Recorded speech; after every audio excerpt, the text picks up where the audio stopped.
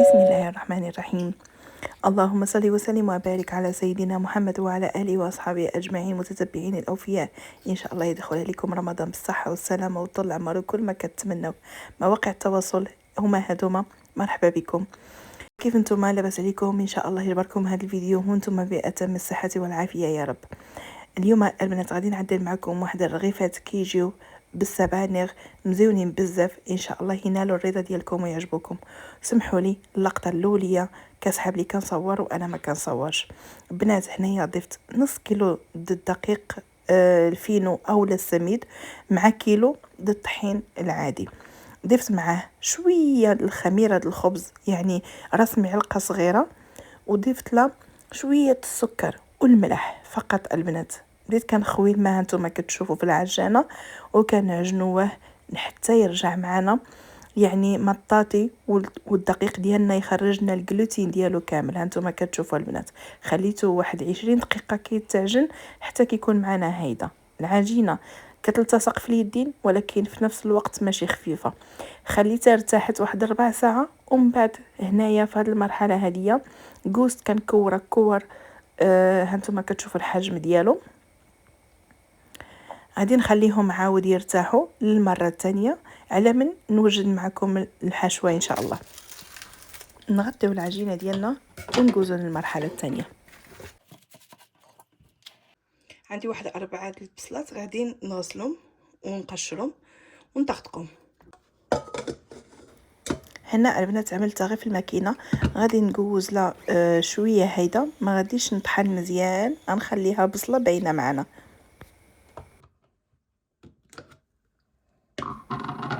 انتما كتشوفوا البنات ما طقطقتهاش بزاف، يعني خليتها بصله تجي واضحه في الرغيفات ديالنا مع السبانغ. هنايا على نار عاليه كيف ما كتشوفوا البنات ضفتها في المقيله ديالي. هنايا غادي نضيف لها واحد شويه د الزيت، طبعا باش كتقلى معنا البصله ديالنا وكتعطينا واحد النكهه مزيونه. وغادي نضيف لها واحد شويه د الملح كيف ما كتشوفوا.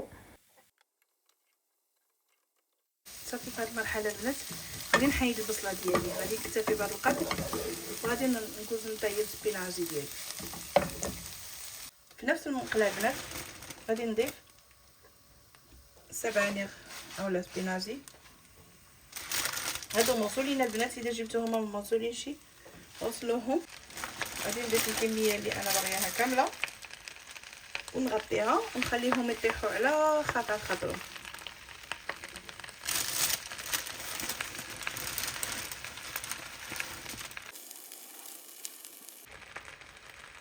انتما كتشوفوا البنات هنايا ما غادي نضيف لا ما لا زيت لا حتى شي حاجه، نار مهيله نشد عليهم ونخليهم يطيحوا معايا. انتما البنات السبانغ راهم كيطلقوا لنا الماء ديالهم وكيهبطوا راسو. هيدا حسن يجيوكم فاسدين ويفزقوا لكم العجينه ديالكم. غنخليهم يزيدوا شويه.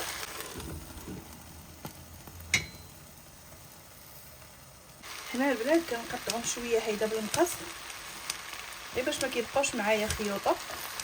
تقدروا تقطعوهم في الاول، انا الطريقه كتجيني سهله كنعدلها.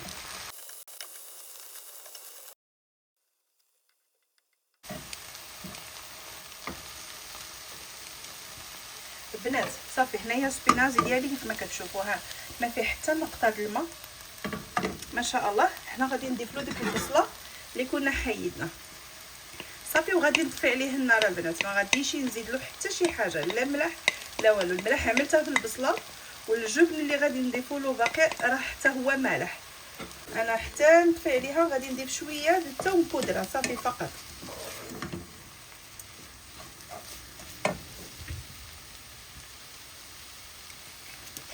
هانتوما كتشوفوا غادي نضيف واحد شويه.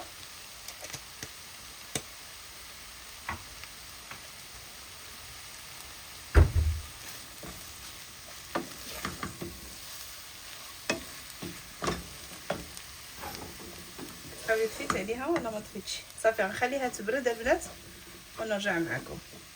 الحشوه ديالنا خصها تبرد مزيان، والمسمنات ديالنا راه هما دابا ارتاحوا مع راساتهم. وهنا البنات كيف ما قلت لكم هذا هو الجبن اللي انا غادي نستعمل. راه هنايا كاين بزاف عن التواركه، سبق لي وشاركت معكم به. كيجيو به خبيزات، كيجي به هيدا رغيفات، تقدروا تعمروه فاش ما بغيتو. كيف ما قلت لكم البنات اللي ما كيبغيش الملوحيه بزاف ديالو كيعملوا غير شويه في الماء، كيرقدوا في الماء وراه كيرجع معكم يعني عادي جدا.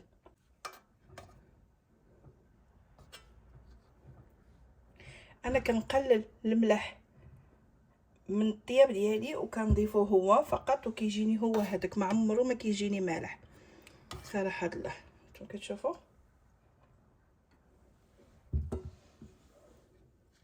ولكن ضروري ما غادي نغسلو حيت باش كيتحيد منه هاد شويه د المواد الكيماويه اللي كيكونوا في هاد الماء، باش طبعا الجبن ما كيضيعش كيعملوه. صافي غادي نعمل هاد القدر هذا بركه. هانتوما البنات بغيت غير نوري لكم بانه عادي تغسلوه، راه ما كيتفرتت شي دغيا، كنغسلو مره وجوج هيدا. واذا بغيتوه يرجع معكم مسوس كتخليوه هيدا في الماء، ومن بعد كل ساعه المكانه كتبدلوا له الماء تقريبا واحد 3 المرات 4 المرات، كيرجع معكم جبن عادي بلا ملح. هو صراحه ديك الملوحيه ديالو اللي كتعطي له واحد الحلاوه مزيونه. عاود غادي نغسلو واحد المره صافي ونضيفو. وهنا البنات الجبن ديالي هو هذا، غادي نفرشتو مزيان. هو تقدروا طيبوا الحشوه كامله مالحه مسوسه عفوا. شنو البصل سبيناجي واخا طيبوه بلا الملح ما كيوقع له والو، ملي كنضيفوه هنا صافي. اما البصله اذا تحمرات معكم وهي مسوسه كتجي ماشي لذيذه البنات. هادو بعض النصائح وصافي كنقولهم لكم. صافي هنايا غادي نضيف الحشوه ديالنا اللي طيبنا، راه بردات شويه، تقدروا تستناو عليها حتى تزيد تبرد.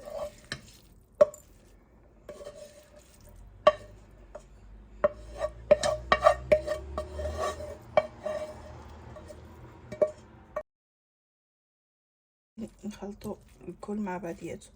صدقوني البنات هادو ما كيجيو في خطاليس، يعني كيجيو مزيونين بهذا الجبن المالح. يعني جربوهم وردوا عليا الخبر كيفاش غادي يجيوكم. ما تنساوش دائما كومونتير مزيون يحفزني البنات ويفرحني، وربي يفرح قلبكم يا ربي. وبارطاجيو الفيديو مع الاهل والاصحاب ديالكم باش هيدا العائله ديالي تزيد تكبر بكم ان شاء الله، ونكونوا كاملين بينا يد واحده مع بعضياتنا. وما تنساوش اللي كيتمنى الخير لغيره ربي كياتيه اضعاف مضاعفه. سبحانه وتعالى يفرح قلبكم ويعطيكم كل ما كتمناو، ويدخل لكم ربي رمضان بالصحه والسلامه وطول العمر كل ما كتمناو لانتوما للاهل الاحباب ديالكم، وبالتيسير والرزق وكل ما في النيه ديالكم يعطيه لكم رب العالمين ان شاء الله البنات. وحتى انا ادعيو معايا دعوه خالصه من القلب ان شاء الله باش يقولوا لكم الملائكه ولكم بالمثل، والله يعطي لكم كل ما كتمناو لي اضعاف مضاعفه يا رب العالمين. صافي البنات هذه الحشوه ديالي هي موجوده، كتكون على هذا الشكل هذا. غادي ندوقها معكم نشوف واش مالحه.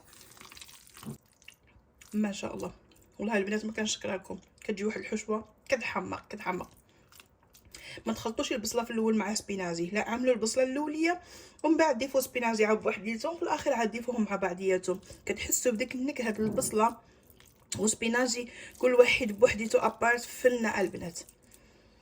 البنات عندي قريعه فيها زيت زيتون وزيت بيضه. زيت بيضه غنطلق بها، ومن داخل اذا احتجت غنعمل زيت الزيتون فقط، ما غادي نحتاج حتى شي حاجه اخرى. وهنا اكيد غادي نمسح طاوله العمل ديالي ونبدا معكم ان شاء الله. هنا سرعت لكم الفيديو، كيف ما كتعرفوا شويه رغيفات كيديو الوقت، وقلت نسرع لكم الفيديو باش ما نطولش عليكم. كنطلق العجينه ديالي كيف ما كتشوفوا وكنقطعها هيدا البنات. هاد الطريقه هديه كتجيب لكم المسمنه ديالكم، يعني ما كتجيش واحد المطع فيها العجينه بزاف وواحد المطع لا، هيدا كيجي العجينه مفرقه وكتجي مربعه، كتجي مزيونه وسهله مهله البنات. هانتوما كتشوفوا طريقه تقدر اي وحده تعدله، اي مبتدئه تنوض غير تنوض وتجربها وغادي تصدق معاها، ما غاديش زعما دحرف لك فيها ان شاء الله. صافي البنات غادي نكمل الكميه اللي عندي كامله، غادي نعمرهم وهما كيرتاحوا معايا حتى نسالي كلشي هاد الكميه اللي عندي.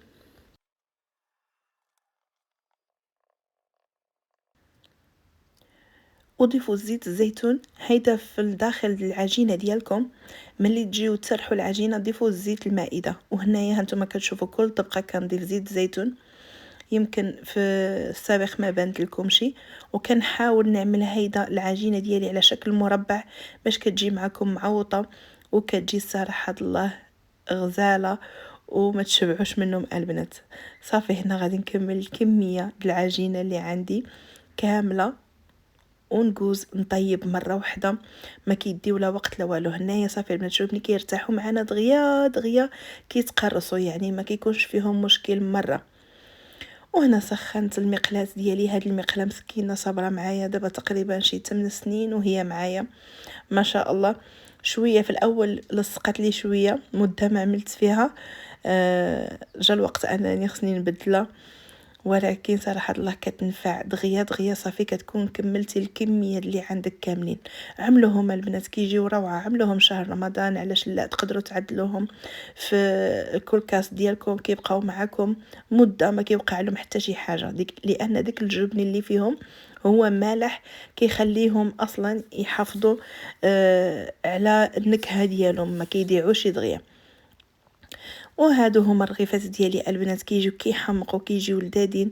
الرغيفات يمكن مغيرين شويه ولكن اللذه ما نقولكمش عليها.